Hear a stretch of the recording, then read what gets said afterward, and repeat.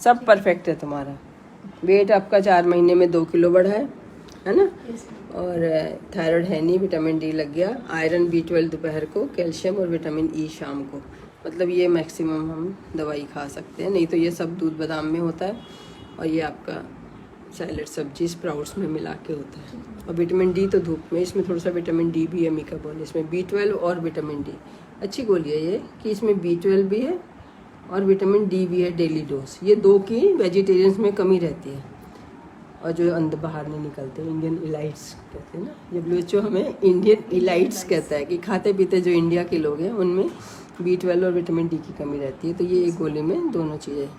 इसकी मैं पहले लिखती नहीं थी, अब लिखनी शुरू कर दी है। बताना कि जो लोग विटामिन डी नहीं लगवा रहे, खाली विटामिन डी खा रहे हैं, तो एक गोली में विटामिन डी भी और B12 भी दोनों चल रहा है। और दोनों हमारी वेजिटेरियन डाइट में से, चाहे हम कितना भी अच्छा खाना खा लें, नहीं मिलता।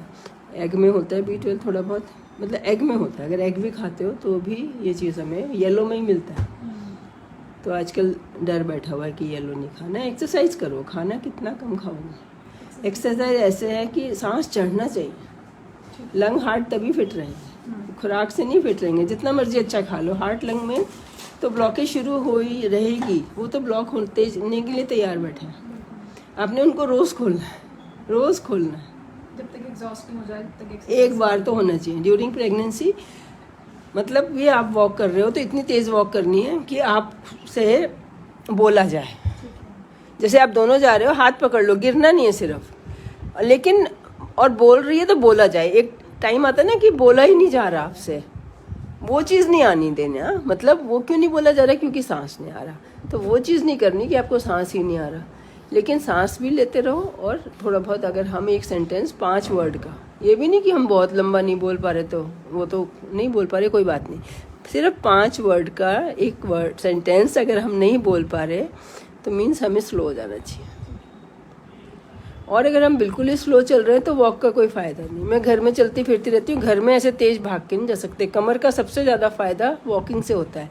जब आप चलते हो तो ये कमर सीधी होती है, अपने आप सीधी होती है, और इसके मसल सारे ये जुड़े होते हैं, सारे काम करते हैं।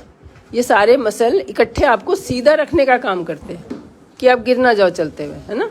तो सुंदर भी रहती है और हार्ट लंग भी, सारी बॉडी, सिवाय ये बस हाथ नहीं ऐसे होता है। डंबल का करो, ये ऐसे करके डंबल, हाँ ये डंबल पकड़ के या बॉटल पानी की पकड़ के, ये हाथों की नहीं एक्सरसाइज होती कि इस जगह की।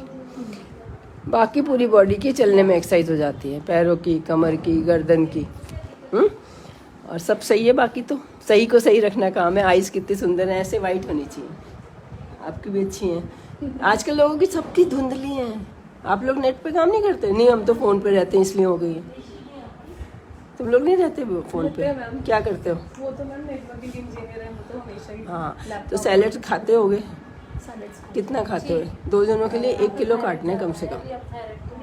और वेजिटेबल्स भी हम हाफ कुक के खाते हैं, जस्ट सॉटे करके खाते हैं। और बीटरूट भी खाते हैं। बीटरूट कच्चा खाते हैं ना, या उसको स्टीम करते हैं? नहीं, जैसे कैरेट उसमें रेडिश में वो डाल के कद्दू। अच्छा, जैसे मैं बताती हूँ वही डाइट खा रहे हो ना। हाँ, मेरे उसमें तो ये भी वही डाइट खा रहे हो जो मैं खा रही हूँ। हाँ, तो मैं तो तुम्हारी दोनों की आंखें देख के इम्प्रेस हो गई।